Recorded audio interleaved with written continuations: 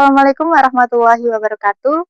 Perkenalkan, saya Rinda Gustina, saya perwakilan dari kelompok 4 dari program studi manajemen SDM Fakultas Ekonomi Universitas Islam Majapahit.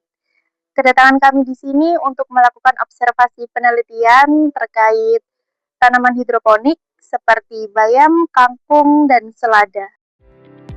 Sebagai mahasiswa manajemen SDM, kami didorong untuk tidak hanya memahami teori di kelas, tetapi juga terjun langsung melakukan observasi dan penelitian untuk menemukan solusi nyata terhadap tantangan di sekitar.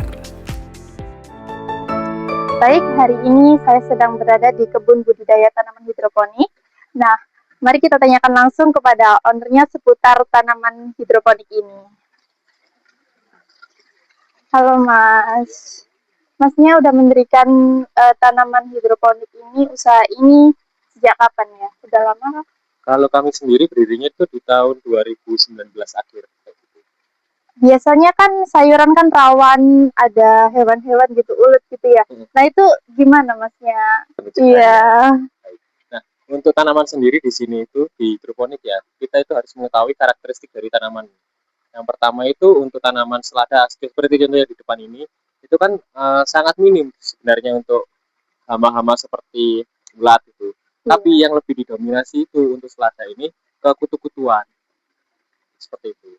Nah, untuk pencegahannya sendiri, karena jenis hamanya adalah kutu-kutuan, kami akan menggunakan yellow trap seperti yang belakang. Arti ini itu ditujukan agar kutu-kutuan itu lebih menyukai warna yang lebih cerah daripada tanaman. Jadi nempel di situ dan baru kita buang yellow trap. Bersama program studi manajemen SDM Universitas Islam Majapahit, mari berkembang menjadi generasi yang kreatif, adaptif, dan siap menghadapi dunia kerja melalui pengalaman belajar yang aplikatif dan bermakna. Saya mau menanyakan tentang jangan memilih untuk metode hidroponik daripada metode tanam lainnya itu awal mulanya bagaimana? Untuk pemilihan dari metode ini, yang pertama itu kan kita kan berada di daerah yang cukup panas, dan yang kedua dominannya dataran rendah seperti ini kan lebih jarang lah untuk menanam sayur-sayuran. Nah, karena kondisi lingkungannya sendiri yang dibutuhkan suatu metode yang lebih baru. Yang pertama adalah sistem hidroponik. Nah, hidroponik ini yang kami pilih itu hidroponik sistem NFT. Tujuannya apa? Aliran NFT kan alirannya mengalir tipis. Nah, diharapkan bahwa nutrisi atau pupuk atau aliran airnya yang digunakan itu tidak terlalu banyak, dan itu lebih mengurangi mencegah agar sayuran ini layu karena kepanasan. Dan terus yang terkait kedua, karena ini lingkupnya di perumahan lah, perkarangan sekitar. Nah, kami menggunakan sistem hidroponik ini untuk efisiensi lahan seperti itu. Karena untuk hidroponik sendiri itu produktivitasnya lebih banyak, kurang lebih 4 kali lipat daripada petani konvensional seperti itu. Untuk tanamannya apa aja yang biasanya di hidroponik kayak jenengan? Nah, untuk tanaman di hidroponik ini sih secara umum sih bisa untuk seluruh tanaman. Tapi yang di sini kami optimalkan di sayur-sayuran. Jadi sayur-sayuran daun yang hasil panennya itu kurang lebih 1-2 bulan bisa siap panen. Seperti itu. Nah, untuk modal awal Masnya bikin usaha ini berapa, Mas? Untuk modal awal sendiri kami mulai di angka sekitar 10 juta. Dan di setiap satu semesternya kami tambahkan modal kurang lebih 5-10 juta hingga saat ini. 10 juta itu kalau boleh tahu seberapa Mas dapatnya itu? Kalau untuk nominal 10 juta sendiri ya, untuk mulai awal kami dapatnya kurang lebih 3 meja.